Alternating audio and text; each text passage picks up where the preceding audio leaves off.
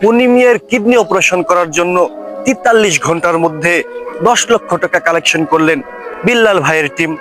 মাঝখানে কতজন কত ঝামেলা করে হয়েছিল বাঁকা, তবুও থামাতে পারেনি বিল্লাল ভাইদের কালেকশনের চাকা।